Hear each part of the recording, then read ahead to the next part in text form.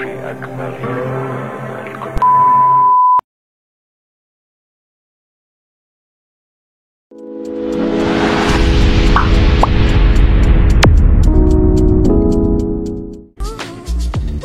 বন্ধুরা, welcome to our channel Bangabaz prime. বন্ধুরা, আজকে হঠাৎই আপনাদের সঙ্গে একটি ফিল্ম রিভিউ করতে চলে আসলাম। তো আজকের দিনটি ডেফিনেটলি একটু স্পেশাল। কেন বলুন তো? তার কারণ আমাদের সকলের কাছে সব থেকে নিরাপদ আশ্রয়টি হচ্ছে আমাদের মা। যাদের রয়েছে তারা ভাগ্যবান, আর যাদের কাছে উনি নেই সেরকম মানুষদের কাছে শুধু তার অনুভূতিগুলোই সাংঘাতিক। তারা বুঝতে পারে তার অ্যাবসেন্সটা কতখানি, তার না থাকাটা কতখানি। তো এরকম মা আর ছেলের সম্পর্ক নিয়ে একটি ফিল্ম, একটি চলচ্চিত্র জাস্ট মুক্তি পেল এই শুক্রবারে। আমি ডেফিনেটলি সেটাকে দেখি এবং সেটি আপনাদের সামনে আজকে আমি প্রেজেন্ট করব। কি ধরনের ফিল্ম এটি করেছেন শিবপ্রসাদ আনন্দিতা দেবী।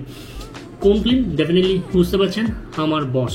মা আর ছেলের কে কেন্দ্র করে নানা ধরনের ডাইমেনশন এই ফিল্মের মধ্যে রয়েছে।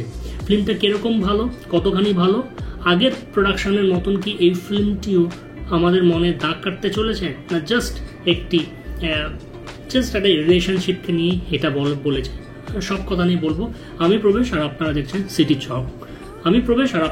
সিটি টক্স। চলুন শুরু করা যাক আজকের একটি ফিল্ম রিভিউ, আমার বস।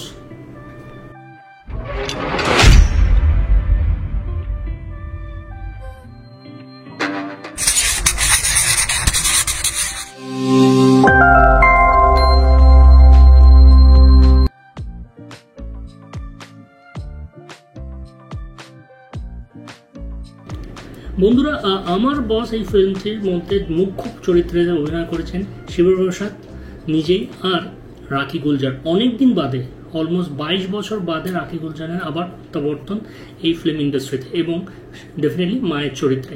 রাখি গুলজারের মায়ের চরিত্র বেশি আলোড়ন ফেলে গেছিল যখন করণ অর্জুন আসে। সেটি একটি হিন্দি চলচ্চিত্র। আর আজকে এই আমার বসের মধ্যে যে গল্পটি আছে সেটা নিয়ে কথা বলবো। গল্পটি এবং ফিল্মের পজিটিভ আর নেগেটিভ দিক, আর বলবো এটিকে আরও কতটা ভালো করা যেত। প্রথম কথা বলে রাখি, এই ফিল্মের নানা ধরনের ডাইমেনশনস নিয়ে খেলেছে এবং সেগুলো নিয়ে বলি। অর্থাৎ আইডিয়াটা সাংঘাতিক। প্রথম যে আইডিয়াটা, সেটা একটি কর্পোরেট কালচারকে দেখেছে এবং সেই কর্পোরেট কালচারের মধ্যে নানা ধরনের যে কর্মীরা কাজ করে তাদের উপর যে কী ধরনের একটা প্রেশার থাকে সেটার কথা বলা হয়েছে। কর্মীদের মধ্যে যে একটা র্যাট রেস হয়, কি করে ম্যানেজমেন্ট তাদের কাছ থেকে আউটপুট নেওয়ার জন্য নানা ধরনের ইনসেন্টিভস প্রোগ্রাম করে, এবং যে একটু আন্ডার পারফর্মার তাকে কতখানি হেকেল হতে হয় সেটার কথা আমরা দেখেছি এই ফিল্মে। আর আছে এই যে একটা ডাইমেনশনস, ম্যানেজমেন্ট কি করে আউটপুট বার করবে, তার যে ডিফারেন্ট ধরনের অবজেক্টিভস থাকে। যেমন ম্যানেজমেন্টে যারা পড়েছেন তারা জানেন carrot and stick method. Carrot and stick অর্থাৎ বেদ দিয়ে ধরে ধমকে কাজ আদায় করা। আরেকটা হচ্ছে ক্যারেট মেথড, যার কারণে আপনি গাজর ভালো ভালো জিনিস দিয়ে তাদেরকে দেবেন। সেখান থেকে উঠে এসছে এই একটি কনসেপ্ট। এই ফিল্মের মধ্যে রাখি গুলজার হচ্ছে শিবপ্রসাদ যিনি এখানে করেছেন, যাকে নাম দিয়েছে এখানে লাড্ডু, বা বলবো যে অনিমেষ। এই অনিমেষের মা ছিলেন, অর্থাৎ তার যখন কর্মজীবন ছিল তখন ছিল উনি একজন স্বাস্থ্যকর্মী, এবং খুব স্বাস্থ্যকর্মী থাকার কারণ মানুষের মধ্যে যে ইন্টারেক্টিভ যেটা হয়, সফট ব্যাপারটা, সেটা উনি ভালো করে জানেন। এবং সেই জন্যই তিনি বলেছেন তার ছেলেকে তার অফিসের যে কর্মচারী রয়েছে তাদের কাছে আউটপুট করা একটা ডিফারেন্ট একটা অবজেক্টিভ হতে পারে। গল্পের প্রথম দিকে যদি আমি বলি, সেখানে মা আর ছেলে রয়েছে। ছেলে চাকরি করছে, ব্যবসা করছে এবং একটা কোম্পানির ওনার, অর্থাৎ কর্পোরেটস। আর তার মা অবসরপ্রাপ্ত, একা একা থাকে। আর প্রথম ফিল্মেই যখন শটটা আসবে তখন দেখাচ্ছে ভূমিকাটা যেটা ছিল, সকলেই মা বা বাড়ি থেকে যখন কল আসে, যারা চাকরিজীবী তারা কতটা কখনো কখনো অফেন্ডেড করে ফেলে তাদের মা বাবাকে, কারণ তাদের একটা লায়াবিলিটির মতন হয়ে যায়, এরকম অনেকে বলে। আমি এরকম অনেকজনকে শুনেছি, তারা চান যে তারা নিজেরা বাইরে যাওয়ার জন্য বা অন্য কোথাও চাকরি করার জন্য তার বাবা মাকে ব্যাগেজ হিসেবে মনে করতে, মানে বাবা মা যত অসুবিধার মধ্যে থাকুক না কেন তাকে ছেড়ে দিয়ে তাকে যেতে হবে। এইটি অনেকের মধ্যে এই জিনিসটা রয়েছে, আবার সকলের নয়, তাহলে কি পৃথিবীটা চলতো, এরকম এমনিও দেখেছি। তো এই ফিল্মের একটা দারুণ নিদর্শন আছে সেরকম।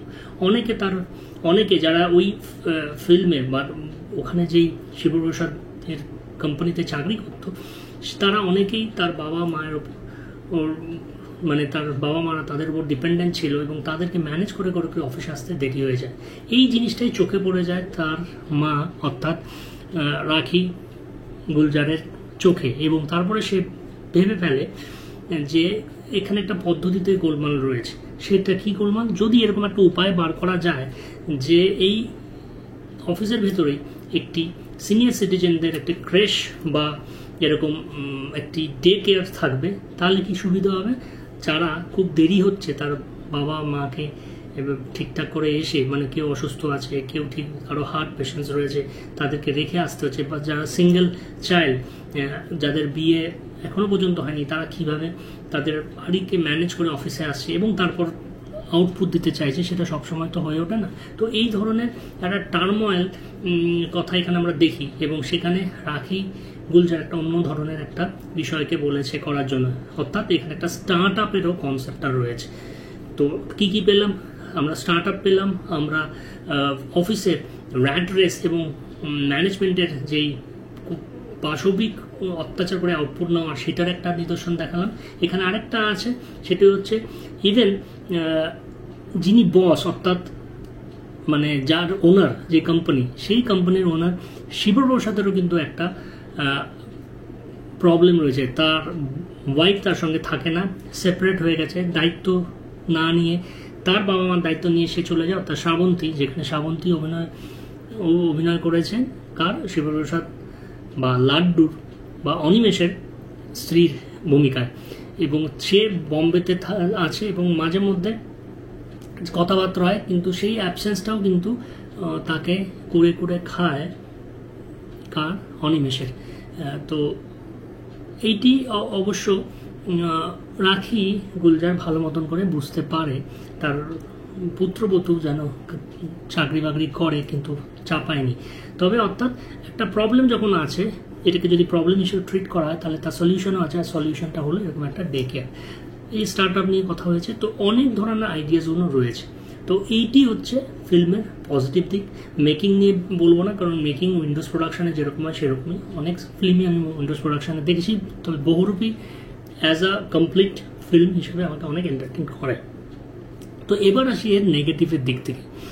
নেগেটিভ এটাই, কন্টেন্টের মধ্যে এলিমেন্টস অনেক রয়েছে, এলিমেন্টস মধ্যে যে এই বিষয়গুলোর কথা বললাম, কিন্তু দেখানোর ব্যাপারটাতে একটু আমার সমস্যা রয়েছে। প্রথমে যদি আমি বলি, অনিমেষের স্ত্রীর ব্যাপারটা দেখাতে গিয়ে শ্রাবন্তীর যে মুভমেন্টগুলো যেগুলো করেছেন বা এসছেন মাঝে মধ্যে জায়গাতে, এবং তার অভিনয় আমাকে খুব একটা ভালো জিনিস দেখায়নি। অভিনয়ের দিক থেকে পুয়ার ছিল, বা স্ক্রিপ্টিংয়ের মধ্যে রয়েছে মাঝে মধ্যে। আর শিবপ্রসাদেরও কিছু কিছু কর্পোরেট লুকেও আমার একটু খুব একটা বলবো ভালো হয়নি, কিন্তু কিছু কিছু ডায়লগ এবং কিছু কিছু অ্যাম্বিয়েন্স ক্রিয়েট করেছিলেন ভালো, কিন্তু সেই অ্যাম্বিয়েন্সটাকে সাস্টেন করেননি। যেমন একটা সিকোয়েন্স ছিল, খুব সাংঘাতিক সিকোয়েন্স, যেখানে হচ্ছে অনিমেষ তার একজন কর্মচারী যার নাম হচ্ছে বারিন, তাকে প্রচণ্ডভাবে স্কোল্ড করে, এবং করতে গিয়ে তার মাকে বলে যে এর কাছ থেকে আউটপুট পাওয়া যাচ্ছে না, তার কারণ হচ্ছে 1 মাস লেগে গেল ওর একটা প্রেজেন্টেশন বা একটা পোস্টার বানাতে, এবং সে দাবি করে যে তার কর্মচারী সাংঘাতিকভাবে একটা আউটপুট দেবে, অর্থাৎ কর্পোরেট কালচারে। কিন্তু তার মা বলল যে তুমি জিনিয়াস চাইছো এই কম পয়সায়, সেটা কি হতে পারে? তো জিনিয়াসের সঙ্গে সঙ্গে বলে যে যারা একটা এক্সাম্পল দেয় যে তোমার বন্ধু বান্ধবরা যারা ছিল তার কথা মনে রয়েছে, সে এখন বলছে না, সে তো এখন বাইরে রয়েছে। অমুক বন্ধুর কথা মনে হচ্ছে, হ্যাঁ সে তো এখন একজন আমলা হয়ে রয়েছে। তো নানা ধরনের বলে, কেন তারা কোথায় এখন? বলে না, তারা তখন দেশের বাইরে রয়েছে। বলে দেখো, যারা খুব ওপরের দিকে তারা হচ্ছে দেশের বাইরে, আর তুমি যখন পড়াশোনা করে এসে তুমি তোমার বাবার ব্যবসাটাকেই ধরলে, তুমি যদি ওই সুযোগটা পেতে তাহলে তুমি কি থাকতে? অর্থাৎ ব্রেন ড্রেনের কথা বলেছে, যেটা খুবই প্রাসঙ্গিক। তো এখানে কেন থাকবে? যদি প্রপার ওয়েতে যদি মূল্যায়ন না হয় কারো, সে থাকবে না। তো ওই জন্য এখানে তারাই পড়ে রয়েছে যারা বাইরে যেতে পারছেন, এবং তাদের কাছ থেকে কী করে একটা এক্সেলেন্ট কাজ আদায় করা যাবে তার একটা পদ্ধতি হচ্ছে সফট স্কিল বা ওই ক্যারেট মেথড, সেটা ইনসেন্টিভসের ফর্ম অফ করে। তাদের কিছু কিছু প্রবলেম আছে, সেই প্রবলেমগুলো যদি অ্যাড্রেস করা যায়, তো এই জায়গাটা নিয়ে আরও অনেক বড় একটা ফিল্ম হতে পারতো। সেখানটা ওটা চট করে, মানে এই ফিল্মটার একটা জিনিস আমি দেখেছি, একটা মানে ক্রাইসিসের মতন একটা ফর্ম হচ্ছে, তারপরে কনফ্লিক্টটাকে তাড়াতাড়ি রিজলভ হয়ে যাচ্ছে, এবং শেষে যদি যখন একটা স্টার্ট আপ ওরা তৈরি করে ফেললো যে এরকম এরকম বয়স্কদের তাদের ওখানে রাখবে, এবং তার ফান্ড অ্যালটের জন্য কেউ করছে না, নানা ধরনের সিএসআর অ্যাক্টিভিটি হচ্ছে, সেখানে লাস্টে যখন হলো, ঠিক সেই সময় যখন রাখি গুলজার, যে হচ্ছে এই স্টার্ট আপের কর্ণধার হিসেবে ট্রিট করছে, মানে যদি প্রমোটার থাকে সে তো অনিমেষ, তার অফিসের মধ্যেই হচ্ছে, কিন্তু অ্যাকচুয়ালি সিও বা আমি বস যদি বলি, সে হচ্ছে রাখি গুলজার, বয়স্কা মহিলা। উনি উঠে যখন প্রেজেন্টেশনটা দিচ্ছেন, ঠিক সেই সময় ওদের একটা ক্রাইসিস হয়, এবং ওই জায়গাটা খুব ভালো রয়েছে। সে কিন্তু দাঁড়ালো না, সে চলে গেল, এবং লাড্ডু অর্থাৎ অনিমেষ, যে প্রথম থেকে এই স্টার্ট আপটাকে বিরোধিতা করেছিল, কেন বিরোধিতা করেছিল এখানে ওইটাও ব্যাপার আছে। নতুন কোনো ইস্যুকে আমরা চট করে অ্যাকসেপ্ট করি না। যখন তার মা এরকম একটা প্রজেক্ট নিয়ে কাজ করছিল, তখন ও অ্যাকসেপ্ট করেনি, বলছে কর্পোরেটের অফিসের মধ্যে কখনো এই জিনিসটা হয়, কখনো কি দেখেছে? কিন্তু দেখুন, যতই সাকসেসফুল কেউ হলেও এই মানে পেছন দিকটাকে ধরে রাখার একটা প্রবণতা হিউম্যান সাইকোলজির মধ্যে থাকে, সেইভাবেই সেই বলেছে। এবং পরবর্তী ক্ষেত্রে যখন শেষে তার একটা স্টার্ট আপটা একটা ইউনিক আইডেন্টিটি পেল, তখন বেরিয়ে আসার সময় সে টার্ন নিয়ে আবার প্রেজেন্ট করলো, এবং তার মায়ের যে প্রেজেন্টেশনটা দিচ্ছিলেন সেটাকে উনি কমপ্লিট করলেন, এবং বললেন যে আমার কাছে মা আছে। সেটাই এই আজকের দিনেও গুরুত্ব অনেক বেশি। যার কাছে মা রয়েছে তার কাছে সব কিছুই রয়েছে, আশ্রয়টা পুরোপুরি হয়। তো এই পুরো ফিল্মটা এটিই ছিল। তবে আরেকটা যে জিনিসটা আমি বলবো, যে যেরকম এগুলোকে আরও ক্যাচি করা যেতে পারতো, স্ক্রিন প্লেটা আরও একটু টাইট হতে পারতো, মা ছেলের মধ্যে একটা খুনসুটিপনা যেটা চলে সেটাও এখানে দেখানো হয়েছে। তবে সেটা আরেকটু উইটি এবং আরও একটু হিলারিয়াস করা যেতে পারতো, যেটা আমিতে অনেক সময় দেখেছিলাম। তো ওইটা আমার মিসিং লেগেছে। তো এই রিভিউটা is not at all spoiler, গিয়ে দেখতে পারেন। কনসেপ্টটা ভালো, তবে আমার এক্সপেকটেশনটা আমার বসের অনেকটা বেশি ছিল। তবে অনেক ধরনের আইডিয়াসের নিয়ে এখানে ব্লেন্ডিং করা হয়েছে, যেটি সত্যি ভালো, এবং তাকে সাধুবাদ জানাই। তো এই ছিল টোটাল আমার বসের রিভিউ। আমি কিছু কিছু জায়গা থেকে নিয়ে আপনাদেরকে বলেছি, সে কারণ যদি পুরো গল্পটাই বলে দিই তাহলে স্পয়লার হবে। আপনারা দেখুন, থিয়েটারে গিয়ে, সিনেমা হলে গিয়ে দেখুন, আশা করি ভালো লাগবে। আর এই মাতৃদিবসে যাদের মায়েরা তাদের সঙ্গে রয়েছে, অফুরন্তভাবে তাদের পাশে থাকুন, কারণ যখন রয়েছে তখনই তাকে অ্যাড্রেস করাটাই ইম্পর্টেন্ট। আর তারই মেসেজ হয়তো এই ফিল্মটার মধ্যে ছিল। আশা করি ভালো লাগবে। আজকের জন্য এটুখানি, পরে অন্য কোনো ফিল্ম রিভিউ নিয়ে আবার আমি হাজির হচ্ছি। By, take care. আর যেটা সবসময় বলি, শাব্বা খায়। নমস্কার।